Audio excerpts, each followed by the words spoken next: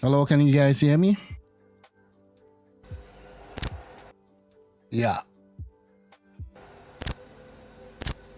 Welcome back, everybody, to this show. It's gonna be a very quick and a very fast one. It's gonna be a very quick one. It's gonna be a very fast one. And here we have, what is this? It's time for Zimbabwe.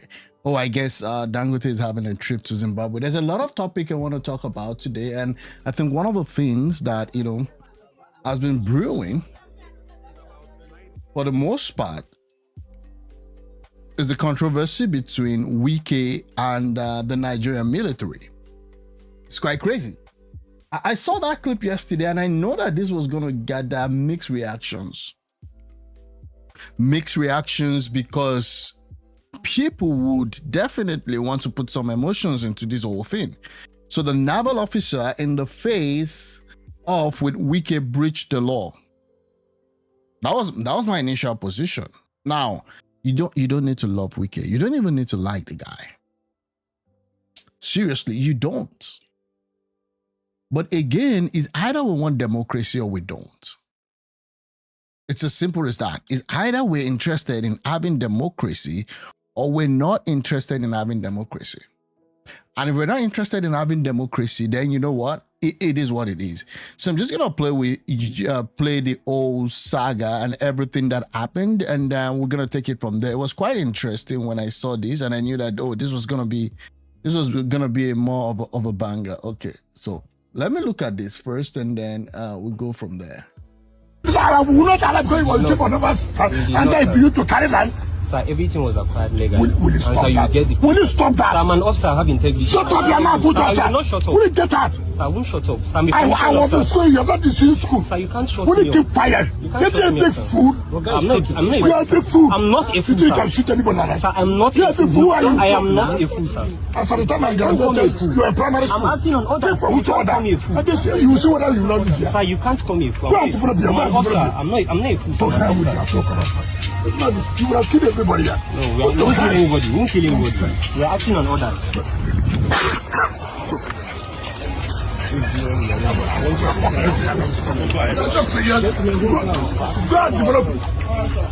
Go and develop the other to see you. Regular officer, you won't come and We are going to get out. So again, this is just one of the highlights. There's been another one where this guy was told to make a call. Okay, now what happened was the genesis. What happened? Okay, this is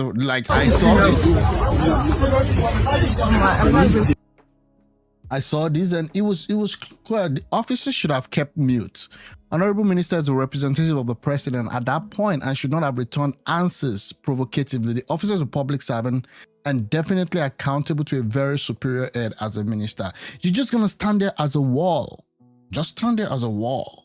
A wall doesn't talk, a wall doesn't breathe, but what it does is that it prevents people from coming in.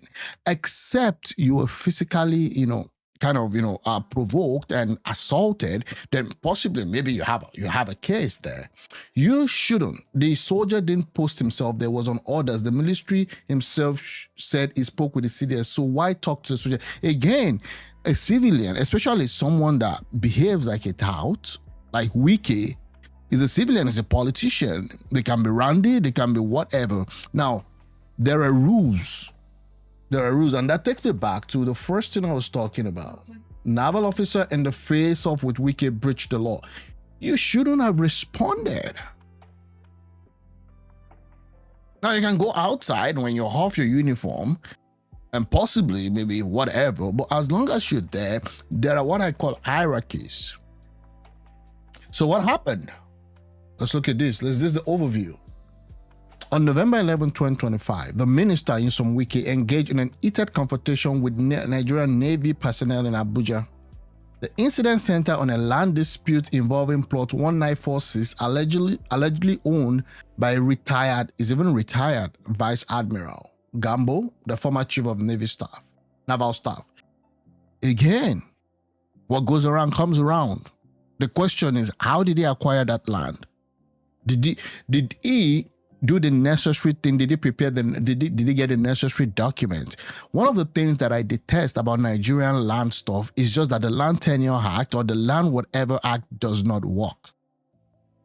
I'll be a fool today if I just bring my money to Nigeria and say, oh, I want to buy land. It's so ridiculous that the moment you're buying the land, the ownership at times is even being questioned. Then the question people would ask is this: okay, so why don't you do the necessary thing that you need to do to get lands and all of that? Hello? The truth is this: they make it extremely difficult and extremely expensive. And they make the incentive for you to fall for all this dubious crap of land ownership easy. So you're going to fight with the government when it comes to the purchase of land. You're going to fight with someone that just wants to get the land. You're going to fight with the Omonile. Omonile are those people that possibly by reason of history, they've been in that area for a while. And as a result of that, they want to claim that as ownership. That's the problem. I bought lands in Nigeria that I had to forfeit. There are lands that I bought that due to one reason or the other, they opened the dam and everything has become a swampy area.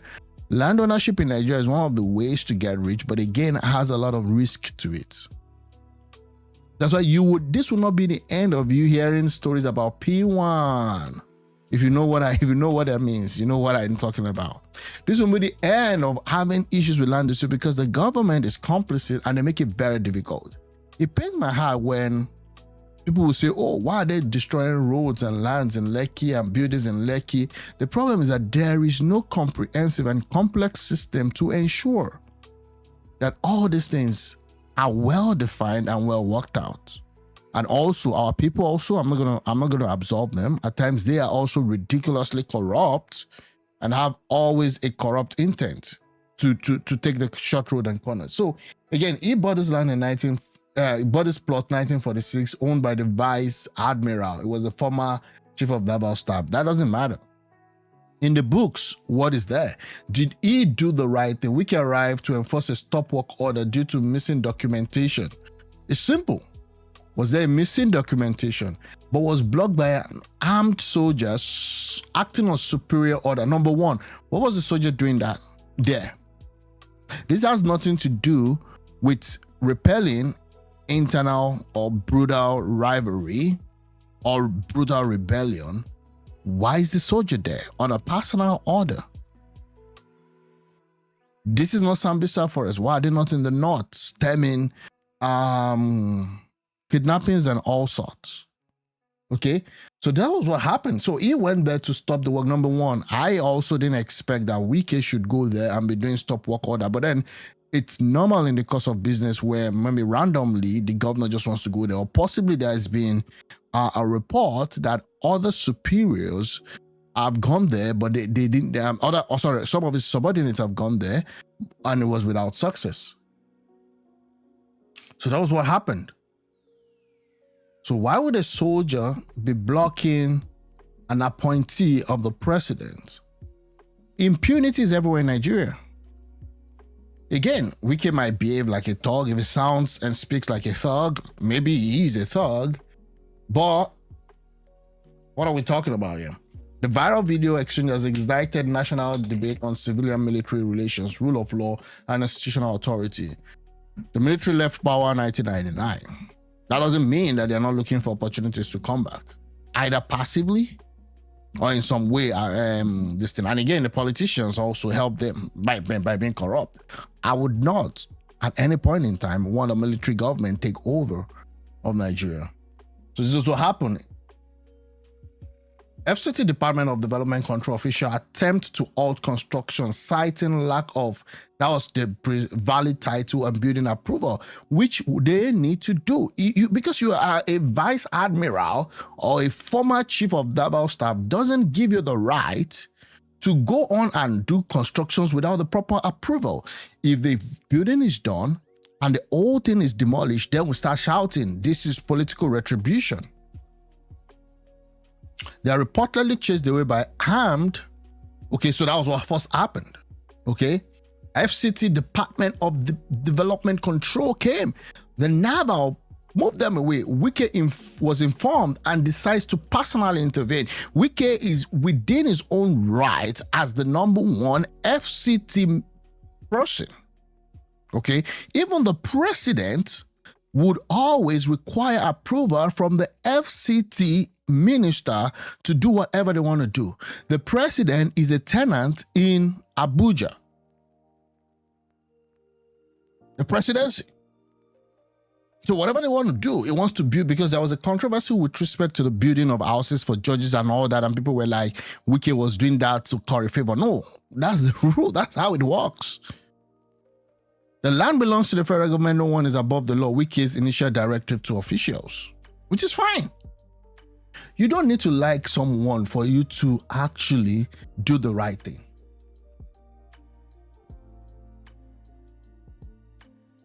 That was what happened.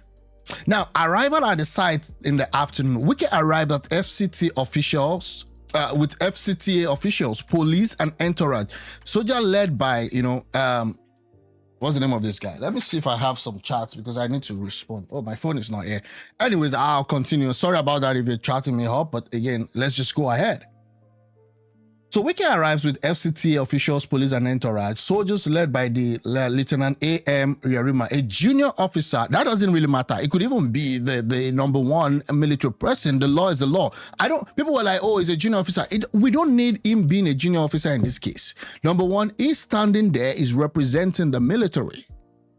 And I mean the naval force, okay? So I don't care. It could even be a day one military, or it could be the general, 4-star general standing there. It doesn't really matter. What matters is, what is the law? What's the law saying? And again, that junior officer then formed a human barricade. It became a wall, refusing entry. At first I said, number one, he is actually expected to collect orders and do whatever his higher up officer said. So again, him being there, he shouldn't have been there to start with. But then, okay, he finds himself there because he has to obey orders. Then we entered to the point where we started exchanging words with the number one FCT person. If you don't like him, fine. Tinubu can appoint somebody else tomorrow. He's not there as a Wike. It might be Randish, it might be, whatever. Then Wike now say, you send soldiers to intimidate who? We are all from this country. Exactly. Except we forgot it. I saw people's comment online. Guys, stand your ground. Stand on business. Like, dude, that is not business. Stand your ground. Don't be intimidated. I'm not against the young officer standing there because he has to go with orders. But again, whoever gave that order heard.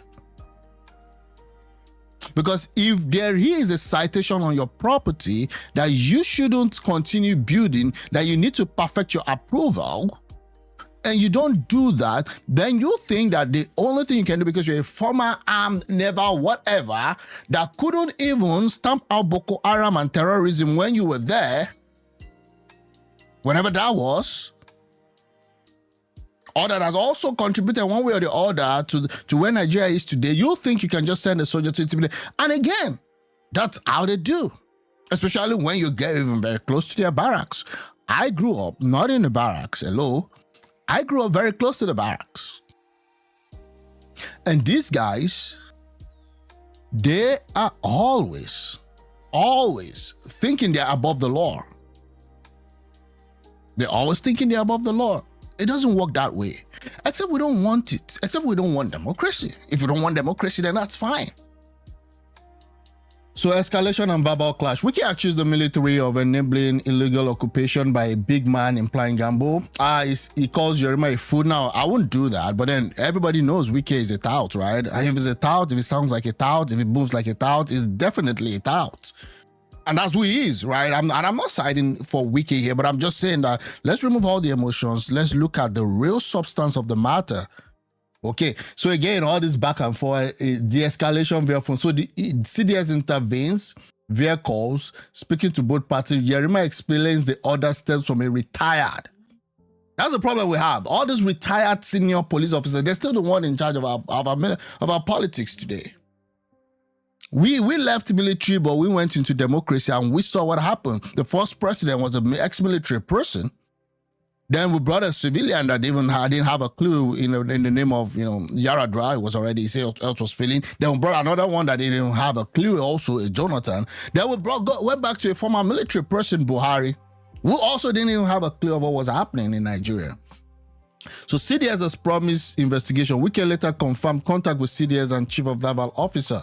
Then the video goes viral on social media, amassing millions of views. Wike issued a statement condemning lawlessness and affirming his anti-illegal development drive. Defense headquarters posts a cryptic message. It's an honor to serve in the military, in the Nigerian military. Yeah, it's an honor to serve in the Nigerian military. And also, I appreciate those people that are in the forefront of terrorism, who they've now softened it to be called banditry. Is actually terrorism, okay? It's an honor for them. It's an honor. Like, I appreciate their service, those that are on the line every day, trying to bring peace, trying to get rid of, Boko Haram, whatever, or the admin terrorists and all of those. And then DHQ post viewed as a subtle rebuke to Wike's approach. I don't view that as a subtle rebuke to Wike's approach. Again, the military needs to get its act together.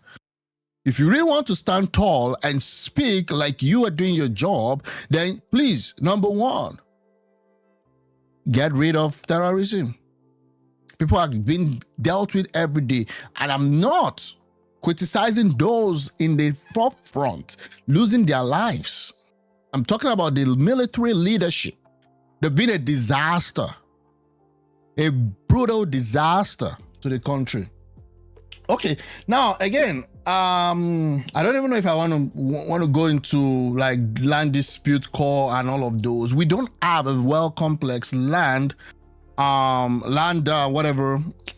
reform act. Of course, Larry Olayinka would definitely, not all orders are meant to be obeyed. Again, it was ridiculing fellow uninformed people.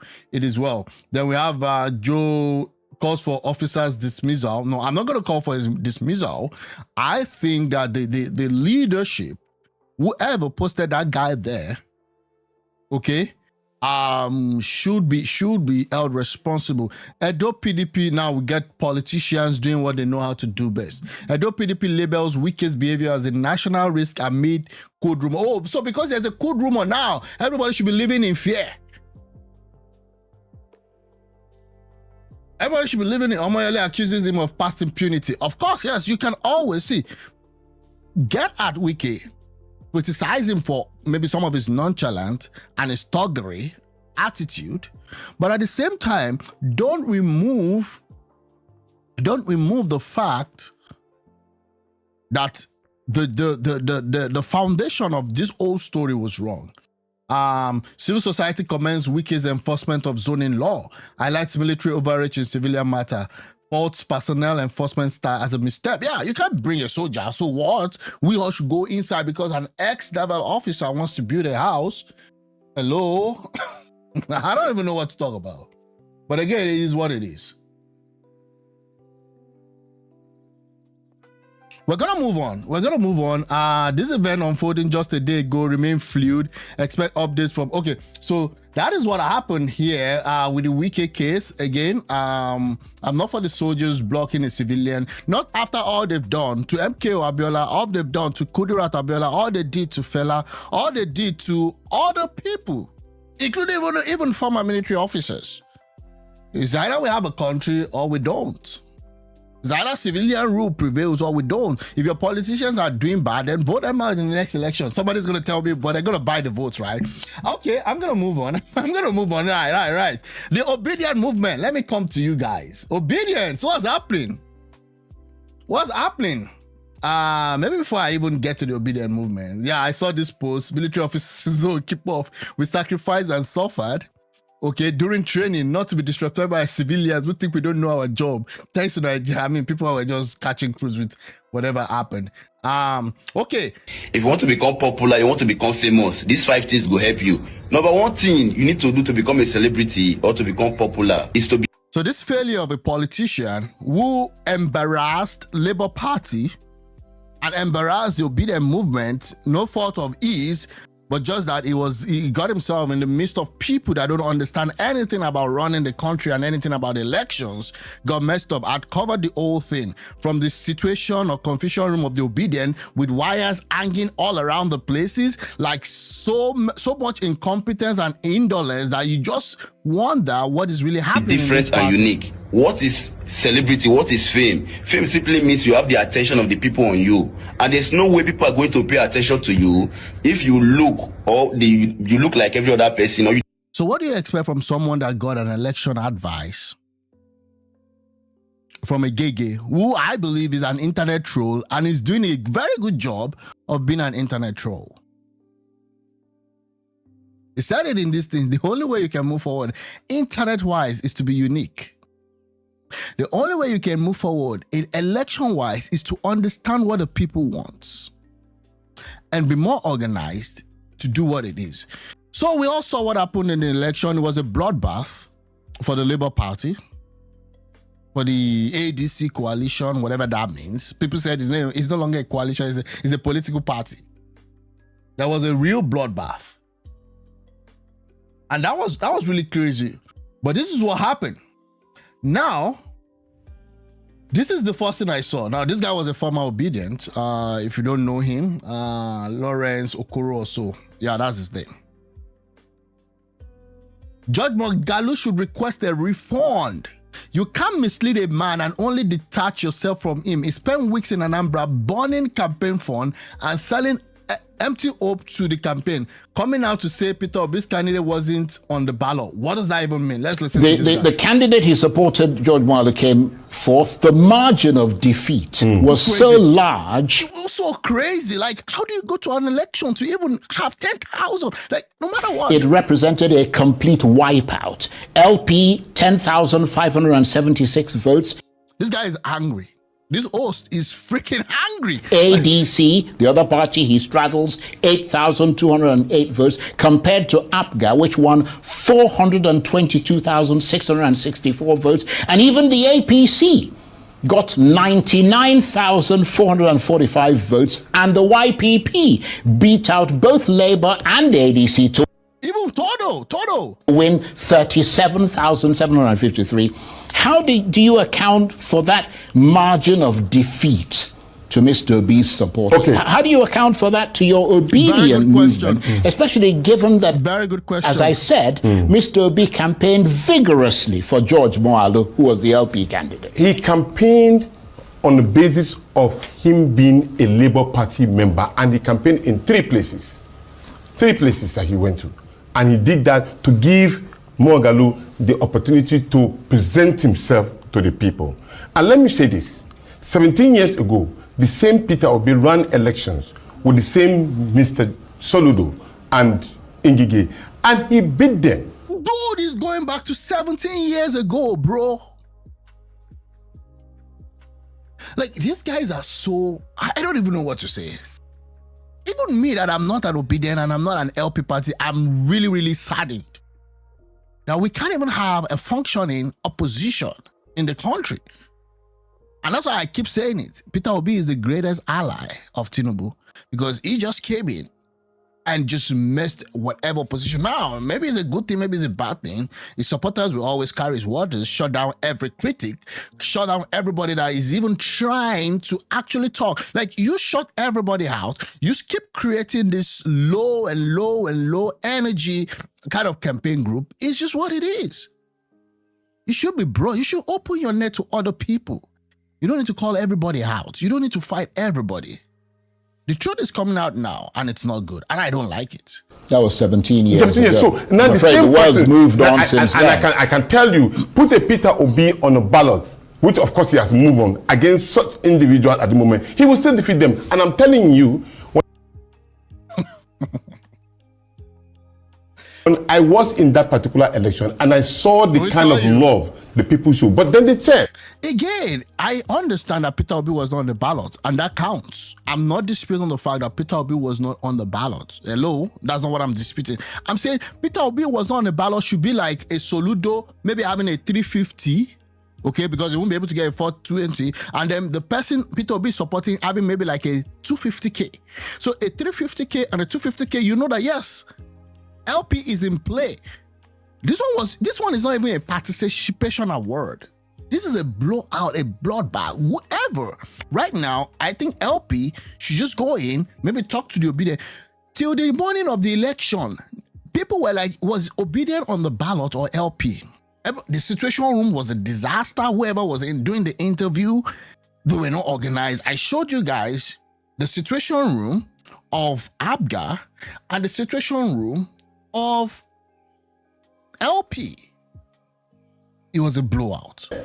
It is their choice to make in who becomes their governor. Okay, let me and at the same time, if you allow me to learn, at the same time, it is their choice to make the governor of their own state. They've seen the difference of how people who he has supported one way or the other also just left with us. So every individual have to showcase his own capacity to I understand your attempts to rationalize what has happened. Yes. That's perfectly understandable. Yes. But let me put it another way. How large is the loss of Anambra State to Peter Obi and the obedient movement? Anambra State is, of course, Peter Obi's home state, which he governed for 8 years. How large is the loss of that state to him? Do you also know the level of... Yes, I'm answering you. Do you also know the number of population of registered voters in Anambra is 2.2 million point? And then at the end of it all, only 500 and something thousand decided to vote. That is almost like how many percent beyond? So there was a voters' apathy in trusting even in the process. So no, a lot of people came out to vote. A lot of people came out to vote. There's no excuse in here. Go into your party or whatever it is called right now. I don't even know if it's a movement or a party or a movement plus party, and do a postmortem. That's what you do. And 2023, I said it after the election that, okay, fine, everybody goes to the tribunal. Okay, fine, let's just go there. But immediately after that, I said it. This is the time for you to do a massive drive of participation. Obedient movement should go in, register MS, be a member of the LP, and then again speak to their votes. They didn't do that until after maybe early this year. And I said, number two is this: no matter how you put that election, it was a game of numbers. The moment Obi decided to split PDP's number, it was over. And I told people then, people were annoyed at me, or I don't know what I'm talking about. What about structure? What about the people? I said, the people, I understand the people. You need to understand the people that you're trying to lead or serve or rule or whatever it is that you put in. They didn't do that.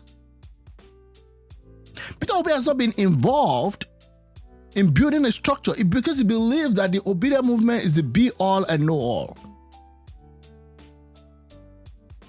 So he believes that he has this block obedience that will always be there for him. But the problem is this, that the obedient is not a political party, it's a movement. And movement do shift depending on the circumstances. Build a party that stands. Now, it's not even in that party. I don't even know what to say again. So as far as we are concerned, and Peter Obi is concerned, the population that came out even to support this particular election is far, far less than when he even is running as a president. So these are all attempts to rationalize. Not rationalize. I'm being factual here. I think my question to you is, doesn't the loss suggest a possible decline in Mr. Obi's influence and popularity in his home state of Anambra? Let me just finish the question, because many people are interpreting the APC's victory in Mr. Obi's stronghold as a major blow to his reputation. If this was an Edo State election, okay, I understand. I mean, it's lost Edo State, it's lost. The by-election was a disaster. And this was pointer. Leave the noise on social media. Realize what reality is all about. Okay? You've got to understand that. But he didn't do that. And I keep blowing the alarm. I keep telling you people there's a disaster coming far back, even before 2023. And then when he had a very, very good performance in 2023, I said, wow, this was good. This was not even as much in terms of other races. So he had this House of Rep members. He had all these senators, and then he had a governor, and then he had other local state wins and all of that. And I said, this was the time for Obi to showcase that they are serious.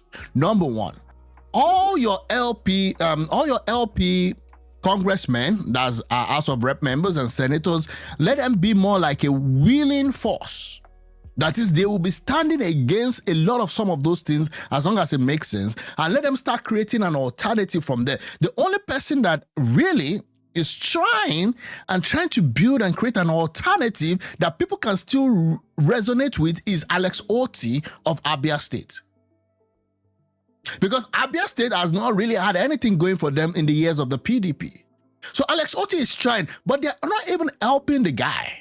Because I won't be surprised when the guy wins again, which is going to win. Forget about what this deputy speaker guy is doing, always flying to Abia State every day, because I know Tinubu has given him a mandate that we have to be strong in the Southeast. That's what he's doing. But there's nothing.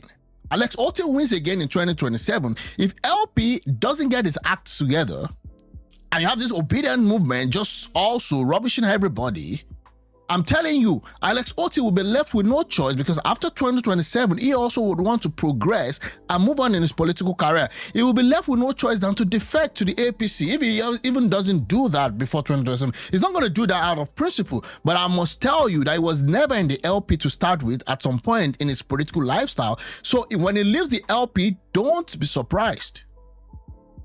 Because this thing has to move. It's sequence. Okay, they're making life difficult for even the ordinary people, and then the House of Rep members. I don't even see any difference between APC, PDP, LP, and whatever. Now they're saying this guy allegedly mismanaged the campaign and fund. his ambitions, with some critics now questioning his viability as a presidential candidate in 2027. And I'm justifying to you that when you look at the narrative of what was presented, the candidate of Peter Obi was not on the ballot. If he was on the ballot, this particular calculation wouldn't have even reared his head. What do you mean the candidate of Peter Obi was not on the ballot? What an excuse. There were a lot of times, listen to me, there were a lot of times when Tinubu's candidate didn't have his way in APC. There were a lot of times. People just talk about, this and that and all that. There were a lot of times Tinubu's candidate was not on the ballot. There were a lot of times that Tinubu got his backstabbed. There were gang-ups, okay? Immediately to Buhari won, there were gang-up, and the gang-up was to weaken Tinubu because he was becoming very powerful. There were speculations that he was going to leave the APC.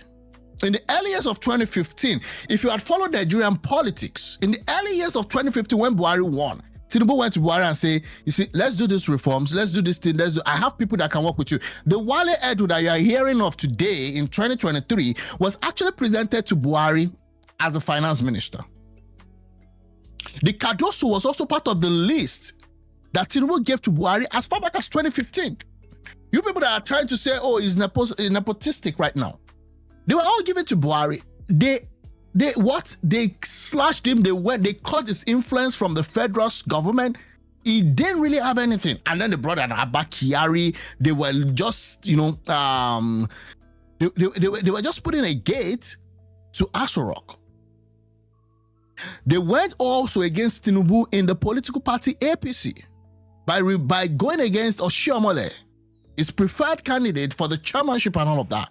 They were fighting APC. People just forget. Thinking that it was all rosy and that Tinubu is this bad guy. People ganged up against him. The people that got Buhari's appointment in 2015 and thereafter were people that they knew were not loyal to Tinubu. Fashola at some point had issues with Tinubu when he was a governor. So they knew that his loyalty was not 100% Tinubu. So they could trust him. So they gave him Minister of Works and Minister of Power. Fayemi also, they felt that he was a man of his own. He didn't kowtow to Tinubu. And whatever happens, Oshibajo was also at some point became a man of his own. So all these powerful people that got something in Buhari's government were largely not a full loyalists at some point. So they called the guy off. So you can't be saying, oh, they didn't give my party, they didn't give my guy, my guy was not on the ballot, so whatever. Peter Obi campaign, but again, at all. Peter Obi is strongly being supported by his people at every point. And we like the fact that probably are assuming or saying it in this particular trajectory and saying the dynamics in Anambra election is quite different from anywhere. Okay. And guys, I appreciate if you guys can help me subscribe. We're trying to build this community in the run-up to the 2027 elections, and we're just starting out. I would appreciate if you guys can subscribe. I appreciate your chat. I will work on that and bring that in as we go, because I would love to be responding to your questions and to your chat and your comment and your abuses. Okay, please help me. Yeah, strike the like button and also subscribe. Why after the election? I'm going to ask you the same question in a different way. Yes. Why after the election result in the Anambra governorship contest should people still be committed to Mr. Obi as a potential winning candidate when he could not even win the polling booth in his own ward? Because in this case, he was not on the ballot.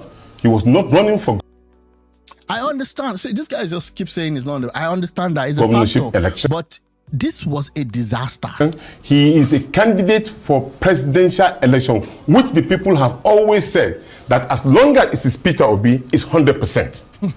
They are not compromised. Delusion, bro. And if you can do a survey today, in that same election today, it will turn out to be 100% support for Mr. Peter Obi. And I give you an example. You could use Lagos as an example of. I still believe that if Anambra State is on the ballot against a Tinubu or against an Atiku, that it's going to win Anambra. It's just normal. That's the way Nigeria is. But let me tell you the truth. Tinubu will not get 5%. He won't. He won't get 5% this time around. And Tinubu does not need to win Anambra State to win in 2027. If you can manage a 30%, 40%, which is going to get, it's going to get it. How he got 100% of votes, and then at the same time, probably the voting that came to Gbadebo was different. And so many other states like that. Wow. So now the obedience are not having it. They're not having it at all. So now they're calling, they're now fighting themselves. Look at this one. This is audio. So I'll try. This is the first time I'm also listening to this. So whatever I'm saying now is just what I think. Okay? You hold it. And I'm going to start talking. So they're saying that this guy that just did the interview ordered that money. Okay, let's see. Stories, talking shit. Yeah? You want to retire APC, this or that. But you cannot even retell your foreign truth. And we obedient. Yeah? These are obedient Did you against go obedient, man. What shows that you're obedient? Is you obedient by support group, obedient by organization, or obedient by your character? I'm following the P2B footstep. Can you step P2B and follow? And you go, you can't pay. You are following P2B footstep. Man, you guys are messed up. You guys are, man, they're not happy. The obedient clans, not clowns now. Anyway, whichever one. They're not happy right now.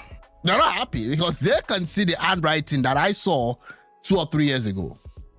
That they were not pulling their weights. Really messed up. The hope of Anambarians, so na the hope of Anambarians, una wali anana totally. I don't know what that means. Here mess up, nash back. I to say election when you want the day of the election. Say, I told Mama to square election and ask back. You I guys don't know what he's talking about, but please help. If next you know time you come back again. What? I'm not just blaming you guys. I blame more that listen to you guys. I follow you up. Huh? I blame him because some of us told him about you guys. You guys are not real. Wow. You guys are not real. Wow. Wow. Jack, you know I know about for more than 3 hours. What? I don't know what this guy's talking about. Let me just move on. The need for other people also were all Jack, as a man. So Jack the builder, I think that's his name. So they're saying that he mismanaged whatever the campaign for. Then you could see me. Okay, let me move on. Don't get how you guys spend that money. You guys cannot just eat that money like that. They said they cannot hit that money like that. Which money now? I thought Peter Obi does not share money now. So which money are we talking about in this instance? Which money? Which money? Tell us how you guys spend that money. The details. You forward all the details how you pay it to the people's account. Meanwhile, we're still waiting. for our dancing activist, Aisha Yusufu, because she promised that she was going to give us a line-by-line details of the 2023 elections campaign spending, of how everything was spent. That was what Aisha, see, this is the thing. It's not my business, okay? How the obedient or the LP decides to do his own campaign, whatever, they like spend their money. Oh, certain money was going to OB, some money was not going to OB, was going to the LP. The LP candidate was doing his own thing. OB was booking his own plane. I don't care. But this is where I care. Aisha Yusufu came out on record. She did an X post. Then it was Twitter. So she did a tweet. This was what she said. To show you an example of exemplary leadership and lifestyle and this and that. This has not been done before. After this election is over, we will be printing out each details of how we spent your money. I didn't go to meet her to ask her about that. She said she wants to tell us how the money was spent. And she made a promise to Nigerians. That's where I have a problem. You made that promise, you're gonna back it up. 2 years down the line, Aisha, where is the report? Then she came out after the election. Kiniko, the money was not this and that. We're still waiting. Like, dude, why make promises that you know it won't be done? At least, to be fair to Tinubu, he said, I will remove subsidy and you people will cry and complain and fight. I will remove it. That was Tinubu. I will remove it. And people didn't understand what he was saying. Even me, I felt like, how will he remove subsidy like that? It's brutal, it's wicked, these are not wicked, but it's brutal because of the impact. He removed it. So Aisha too, under your own, I don't know, under the influence of whatever, maybe she just danced and she said, we're going to make it everything open there. So this guy is asking now. Now, this is another one asking for financial accountability. You forward it to us here or to the media, moral media team. You forward it. Let's stop this nonsense we are doing. If you are really fighting for New Nigeria, let's stop this nonsense. This is nonsense. Let's stop it. Okay. In a proper step, it will be messed up. I mean, it's all messed up, bro. I can agree. I can understand what is crazy. I feel his pain. So as an obedient right now, this is my hand of fellowship to help you guys say sorry. Like, you guys, you've gone through a lot for the sake of this, maybe for this country or for Biafra or whatever, because they all intersect. You go. You can manage it well. You will go again in a game anyhow. You see an bag. You know the election. You roll 1 week or 2 days. If you travel back, it's not pity for the person who's the election. He go spend. You travel back. Okay. This is nonsense. Oh, this man. Is nonsense. And we must stop this nonsense you guys are doing. Man, we must stop it. Man. Okay. My own be say let's listen to the lady's speech. I try create account. It's a new media. Can you have new media? When new media, we old media. I don't talk about it. It's a new media. Jack Melan account. Melan account. You must go and get up. Okay. You must go with. Media. I don't know what she's talking about. Sorry. I'm not government. You are opponent. You will counter it. One of the media or Amadike say Nanya Wadiaronka. I don't know what she's talking about here, but anyways, I know she's not happy. It's clear she's not happy. Because you also neko Peter Jack on anything we hear at all. Jack don't enter Ramo. Jack the builder, right? Getting in at this Iluapopo. On anything we Peter, a picture, Mataberu, anything we Peter Jack, getting in Iluapopo. Sit off Peter Jack, it's in Iluapo, can you feel? Jack the builder. Somebody will just come down from Norway, taking charge of people's plan. The plans, you don't know how they plan it. You come and destroy the plans for your personal interest. Wow. You come and hijack the plan and destroy it for your personal interest. The hope of the masses, the hope of ANAMBRA. So you destroy it because of your personal interest. Million naira. Him and Omar last really nothing. How much is that? On the just share it. They say 14 or 50 of you, or 20 of you, or 10 of you share this money. It will not take you 1 year, 2 years. The money just finish. You don't lavish the money. Wow. Because you want it in a right way, in a right source. He got it in the wrong way. Wow. So I don't really understand how our people live their lives. We claim that we are fighting for good governance. We are fighting to retire bad governance. They want to retire APC. They want to retire POGA. But you cannot be able to tell your full men truth. I never knew this day would come, bro. When the scale will be removed from their eyes and they will see. Let me talk like Aisha. When the scale will be removed from their eyes and they will see the truth. Oh my God. You take it down, you spend out the money. You sell it to your friends. Damn. You mismanage it. Those now on, you didn't pay them. What? Jack, you don't need to I have to write up. You have to use about voice note. You don't need to cook. I know. I have to write up. They cook. I know. Wow. Again, if I want the best, you can't talk before you put it. If I want to go and send a voice note, now they voice note. All that's also you say you don't know. But Jackie, he and a voice note. I know he know. I have to write up. One man I go to TV. One man I go to TV. Now send a voice note.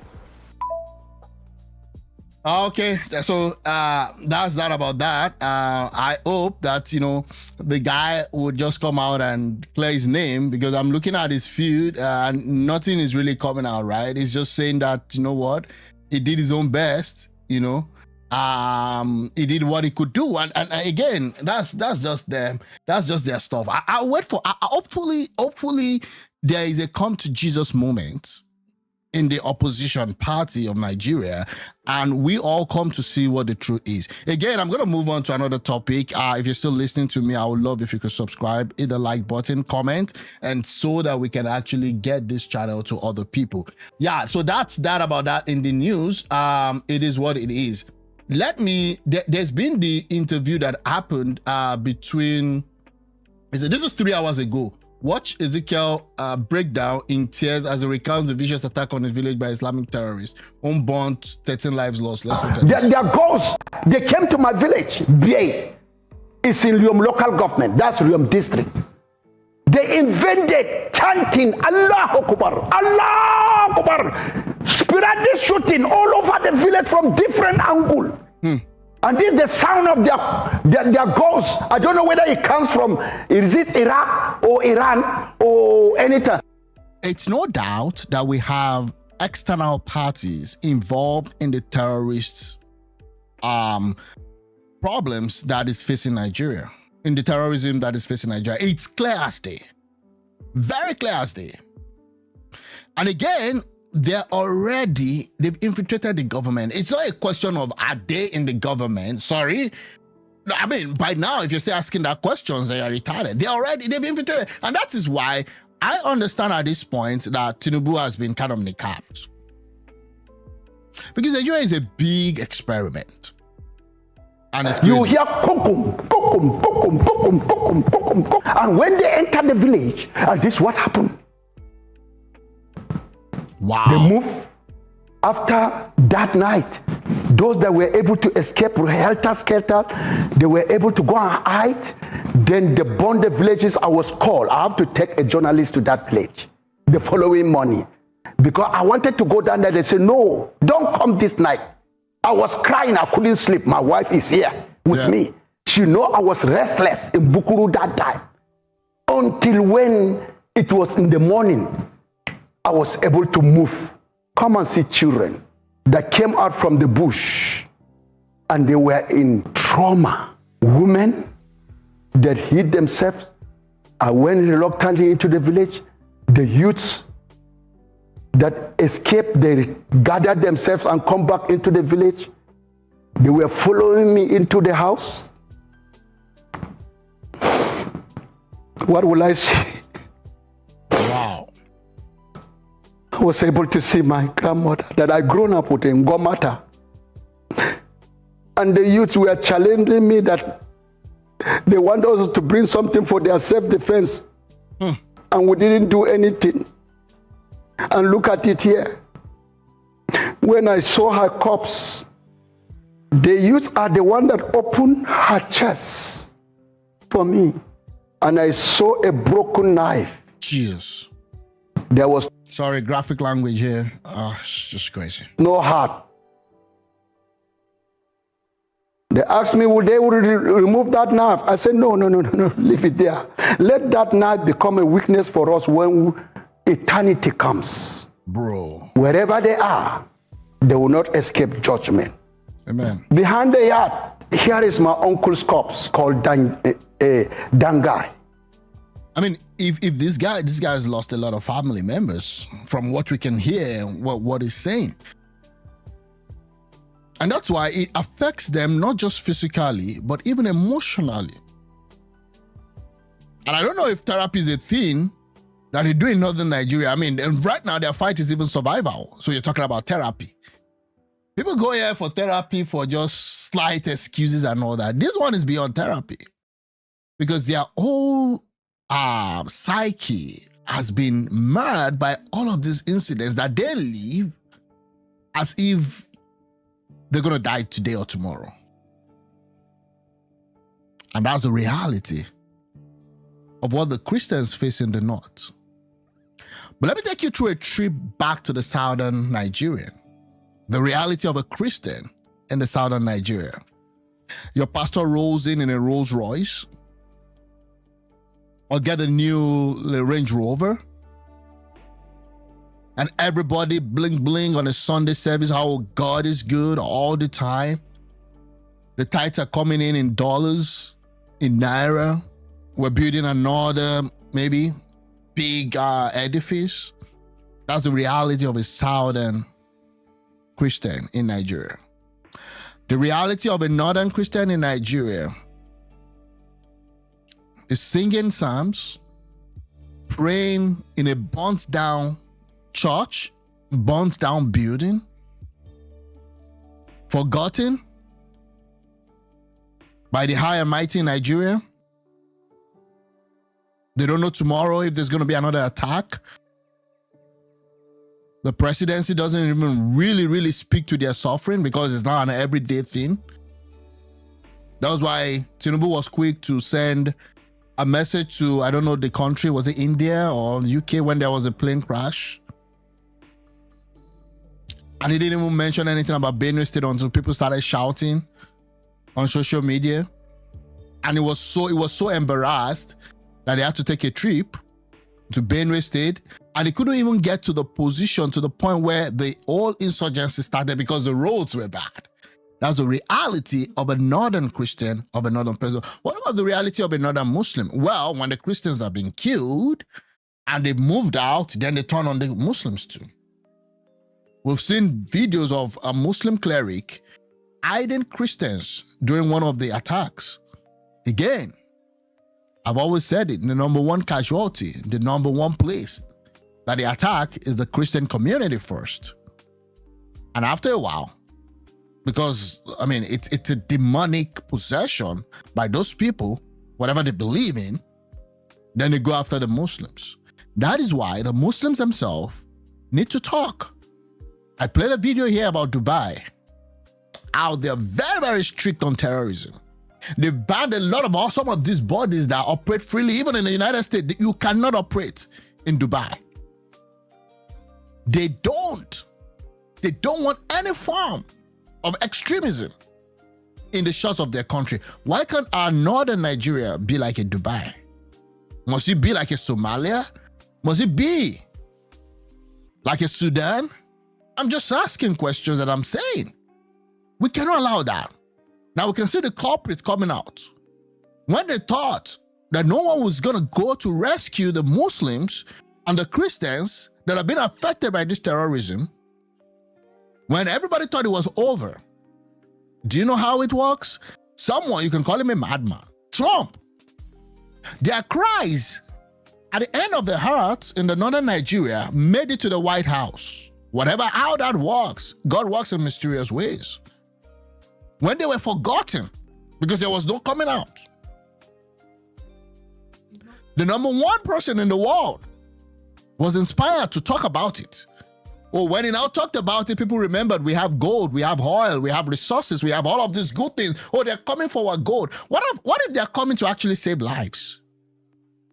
What if as they're saving lives, we're also looking and watching out that they're not taking our gold and silver? We can do both. And they don't literally even need our oil, to be honest with you. Maybe they need the rare earth minerals, okay? Maybe they need the rare earth minerals, okay? Whatever that is. Maybe they need the rare earth minerals. The world is moving on. They're on to AI. They're on to alternative energy, solar, and all of those. Oil price is even in the 60s. At some point, it was around $150 per barrel. Now it's in the 60s. Oh, now America wants to take over. Maybe you should keep your own house in order first. His tongue was removed. And we do the burial. 13 people were killed. Oh. They took me to my childhood friend. We grown up. Daliop gang. I went into his house. I saw his wife, 4 children. They are on other side struggling. And the woman, there's nothing she can do. The fire just came down and burned them all. Jesus.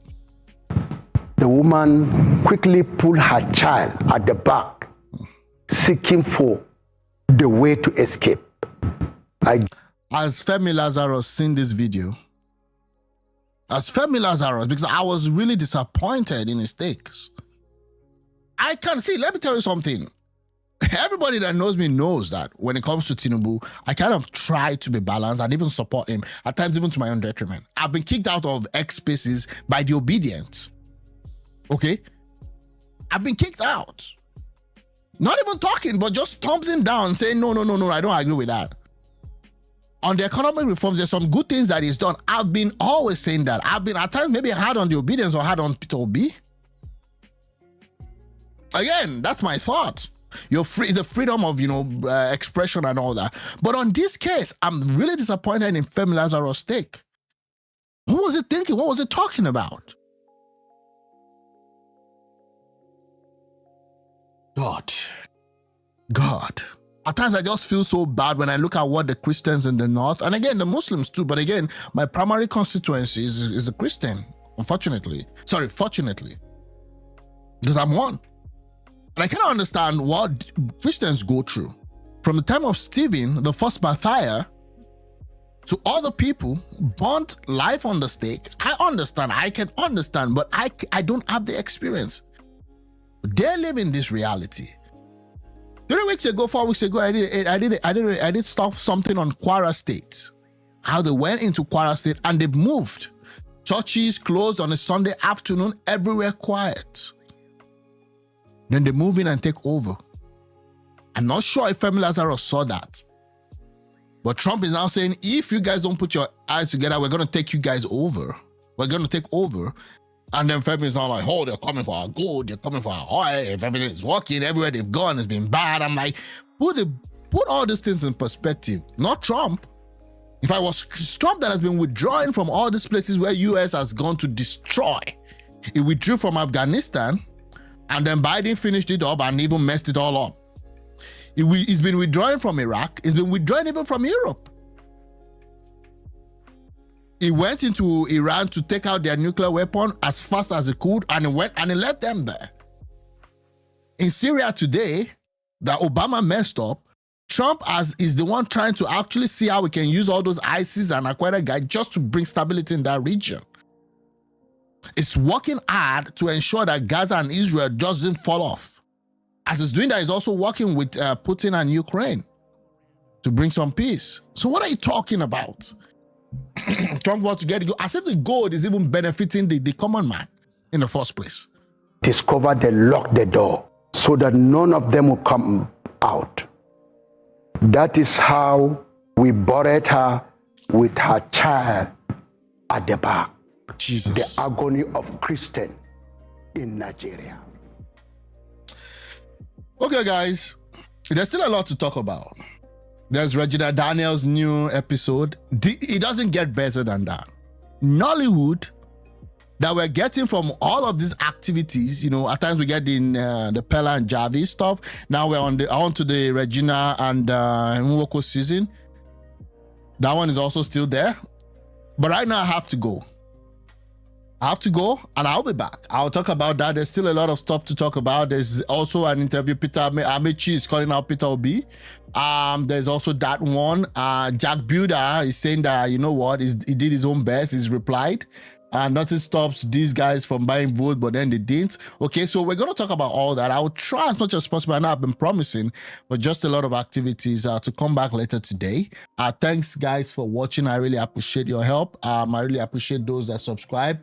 I appreciate those that also give me the likes and all that. Thanks so much. Have a great day. Catch you guys soon.